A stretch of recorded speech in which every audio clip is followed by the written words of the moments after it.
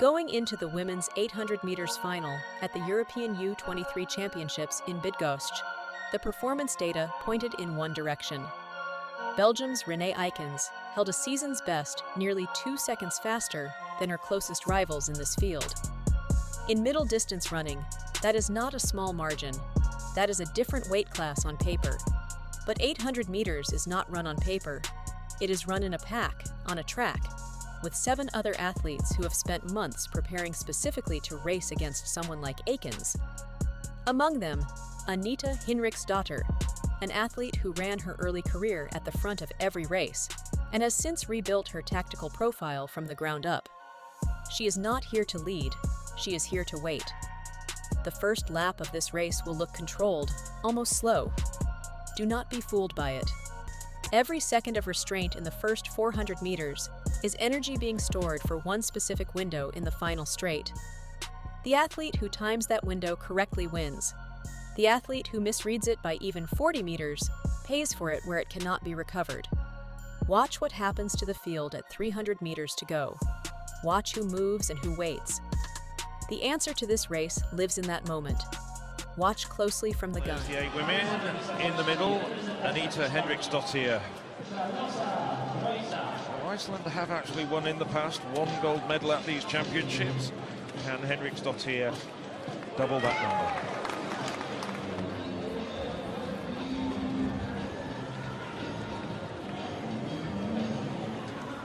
So from the outside, we have Elena Bello, the Italian.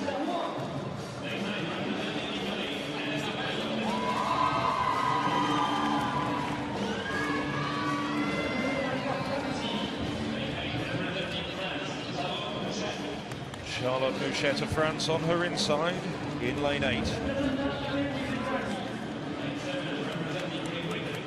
representing Great Britain, Hannah Seagrave is impressive in her heats. She off for Clara Butner. Fine junior career, under 18, under 20 career, as has had this woman, Hinriksdóttir, fastest woman in this field. Eykens, Belgian runner in lane 4. The second Irish athlete in this final, Alana Lally. And on the inside, in lane 2, Laura Hoffman. Well, Hinriksdóttir, she was the world under-18 champion in 2013 and followed that up that same year, went straight from Donetsk to Ostrava, where she won the European under-20 title. Recently moved training base to the Netherlands, and it seems to have worked wonders. Well, they're just pulling them back. It's obvious what the infraction was there.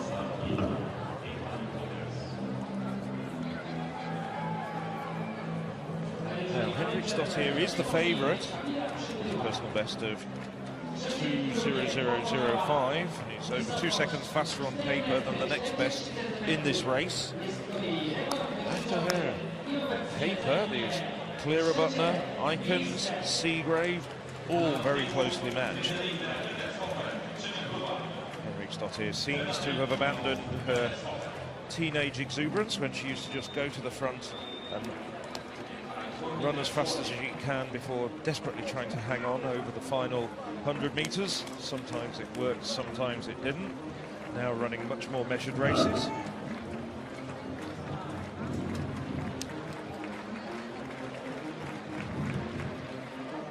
So it looks like a green card's been pulled from the bag. That indicates a faulty start.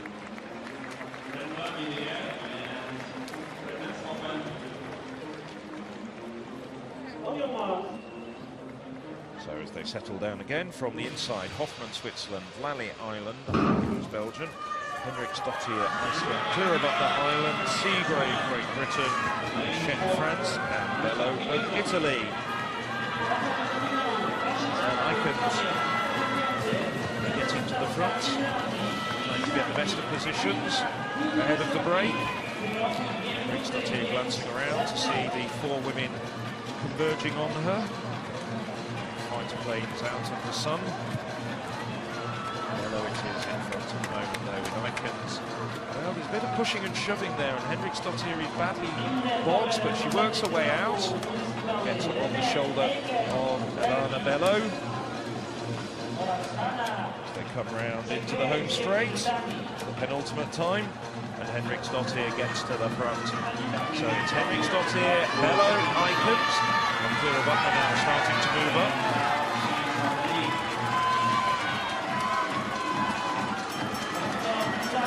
Hinriksdóttir hears the bell. It's 62:46 with Bello, Eykens, and Clear of Butler in single file behind her. Hinriksdóttir still leading the way with that ungainly arm action, but she's very, very effective over the ground. Eykens following her very closely. Now Seagrave starting to move up on the outside as well. So this is a very, very closely contested race at this stage.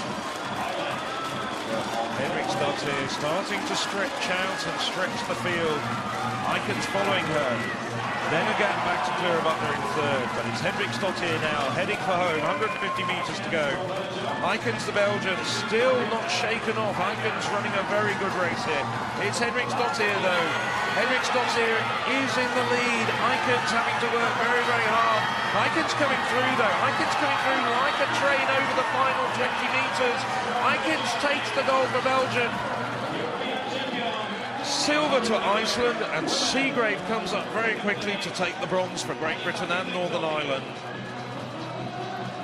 Well, Hinriksdóttir led all the way from 150 to 750 metres. But the gold goes to René Eykens, the 2017 European Under-23 champion. 2:04.73. Well, all the medalists have run faster in their time. Wasn't a desperately quick first lap, but Eykens got it right. And a thrilling finish from the Belgian athlete. Here's the early stage of the race, just as Hinriksdóttir extricates herself.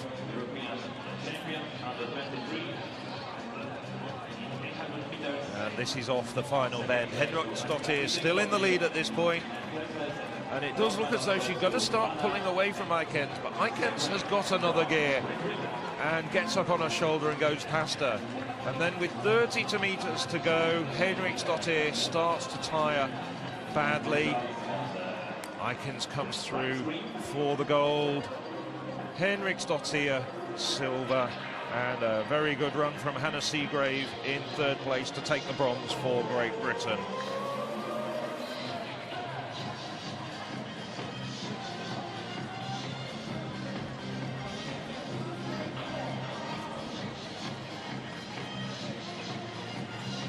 Just look at the determination on Eykens' face. The Belgian can almost taste gold with 40 metres to go. She's still got to get past Hinriksdóttir. Hinriksdóttir starting to flag. Her legs feeling heavier and heavier. Just behind her, just watch Seagrave come through, hold off the rest of the field to get the bronze. Just wonder whether Seagrave should have been a little bit braver and followed Hinriksdóttir a bit closer. Well, that's only a question her and her coach can answer at this point. But she does stand on the podium. But on top of it will be René Eykens from Belgium. 2:04.73, the confirmed winning time. Hinriksdóttir from Iceland takes René silver. Eykens entered this race nearly 2 seconds faster than anyone else in the field. On paper, that kind of gap doesn't just make you the favorite, it makes you the race. So why did the Belgian, the athlete with the fastest season's best, finish watching someone else cross the line first?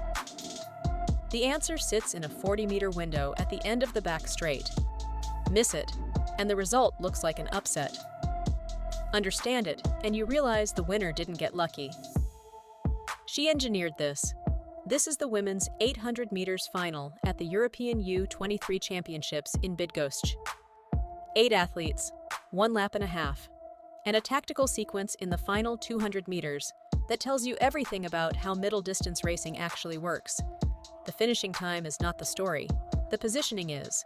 Watch the first lap, and you'll notice something. Nobody wants it. The pace through 200 meters is approximately 30.4 seconds. Controlled, almost cautious. Through 400 meters, the lead group comes through in roughly 60.8 seconds. That is not a fast 800. That is a 158 to 200 pace, and every athlete in this field is capable of running that comfortably, which means every athlete is saving something. The question is, who saves the right amount and who spends it at the right moment? Anita Hinriksdóttir runs the first lap in 5th position, tucked 2 lanes off the rail. Earlier in her career, Hinriksdóttir was a front runner. She would push the pace hard from the gun and dare the field to come with her. That works when your top-end speed is significantly higher than your rivals. When the field narrows to 8 athletes at championship level, it becomes a liability. She evolved. Here, her cadence through the first 400 is measured at approximately 3.8 steps per second, below her maximum of around 4.3, and her stride length stays near 2.1 meters, rather than her racing peak of 2.4. She is deliberately understriding. That is lactate management in real time. I spent time watching the 500 to 200 meter section of this race frame by frame, and one detail kept pulling me back. With 300 meters remaining, Eykens begins her move. She pushes to the outside of lane 2, her cadence increases, and within 8 strides, she is moved from 4th to 2nd. This is tactically aggressive and physiologically expensive. The acceleration from 4.0 to roughly 4.5 steps per second over that distance burns through anaerobic reserves at a measurable rate. She is spending her finishing energy approximately 40 meters earlier than optimal for an athlete of her profile. There is a problem inherent to being the pre-race favorite. When you are the fastest qualifier, other athletes key off you. Every move you make triggers a response. Eykens' early surge was rational. She needed space before the final bend, but it had a cost she couldn't recover from. Hinriksdóttir, meanwhile, holds her position through the 300 to 200 meter segment. Her ground contact time remains near 185 milliseconds, the signature of a runner who is not yet at maximum output. She is still in reserve. Here is the central question this race poses. If Eykens had a faster season's best by almost 2 full seconds, why didn't her superior speed simply overwhelm the field in the final straight? The answer involves oxygen debt, stride cycle efficiency, and a 40-meter positioning error that most broadcast cameras never isolate. At 200 meters to go, the field enters the final bend. Eykens is fractionally ahead of Hinriksdóttir, running wide. Her stride rate has peaked near 4.6 steps per second, close to her ceiling, and her ground contact time has lengthened to approximately 195 milliseconds. That lengthening matters. It signals the onset of muscular fatigue, the point at which the Achilles and calf complex can no longer store and return elastic energy at peak efficiency. She is at or past her anaerobic threshold. The tank is not empty, but the engine is laboring. Hinriksdóttir hits the final straight and accelerates. Her stride length extends from 2.1 to approximately 2.35 meters in the space of 5 strides. Her cadence rises to 4.4 steps per second. The combination produces a velocity increase of roughly 0.4 meters per second at exactly the moment Eykens cannot match it. Over 40 meters, that differential compounds. The most surprising part is not that Hinriksdóttir closes. It's that the speed data shows she never actually sprinted at maximum. She simply sprinted harder than a rival who had already spent too much. Most people assume the athlete who moves first in the final 200 controls the race. The evidence here says otherwise. The athlete who moves last, with reserves intact, controls the finish. Unpopular opinion. Eykens' race management was a strategic miscalculation, not a physical limitation. She had the engine to win this race. The timing of her acceleration was wrong. At her level, that distinction matters, because it's correctable. What do you think? Is an aggressive early move in the final 300 a sign of confidence, or a sign of tactical inexperience at this level? Drop your answer below. What this race teaches you is simple and transferable. In any 800 meters final, where the first lap is slower than 59 seconds, the race is decided in one window, the final 150 meters. But the winner of that window is determined by what happened in the 150 meters before it. Positioning entering the bend, reserve capacity, and the ability to read the surge of the athlete ahead. These are the variables that matter. Pace is downstream of all of them. Next time you watch an 800 final, ignore the leader through 500 meters. Watch the third or fourth athlete. Watch their ground contact. Watch whether they are striding out or sitting on their cadence. The athlete who looks least urgent at 500 meters and most explosive at 650 meters is almost always the one crossing the line first. If you want to understand the physiological mechanics behind why middle-distance athletes structure their races this way, specifically why the lactate curve at 600 meters determines more races than top-end speed, that breakdown is next. Subscribe so you don't miss it, and if this analysis gave you something useful, the like button helps us keep making them. Leave a question in the comments. We read everyone.